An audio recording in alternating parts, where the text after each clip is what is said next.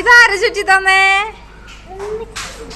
ആ സുന്ദരിയായിട്ടുണ്ടല്ലോ. അപ്പോൾ പൂ കിട്ടലിന് ഇപ്പോഴും ഒരു കുറവുമില്ല കേട്ടാ.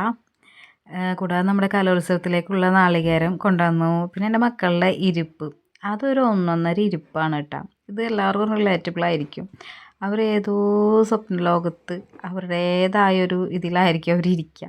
പിന്നെ ഉച്ചയായപ്പോൾ ക്ലാസ്സിലെ മോനിക്ക് ചെറുതായിട്ട് തലവേദനയും ചെറിയൊരു പനിയൊക്കെ വന്നപ്പോൾ മോനെ കൊണ്ടുപോയിട്ട് വീട്ടിലാക്കിയിട്ടുണ്ടായിരുന്നേ.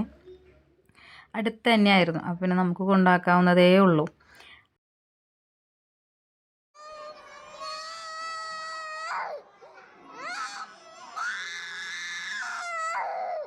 ഇന്നലെ കരഞ്ഞിരുന്ന ആളാണ് പിറ്റേ ദിവസം ചിരിച്ചിട്ട് ഈ പൂവൊക്കെ ആയിട്ട് വന്നത് കേട്ടാ. അതൊക്കെയാണ് സന്തോഷം. എവിടെ കൈ പൊട്ടിയത്? എവിടെയാണ്? ഇതെന്ത് പറ്റിയാണ്? പെൻസിലാ? എങ്ങനെ കൊണ്ടപ്പോ കുഞ്ഞി കൈമല്? എങ്ങനെ കൊണ്ട്? പോട്ടേട്ടാ.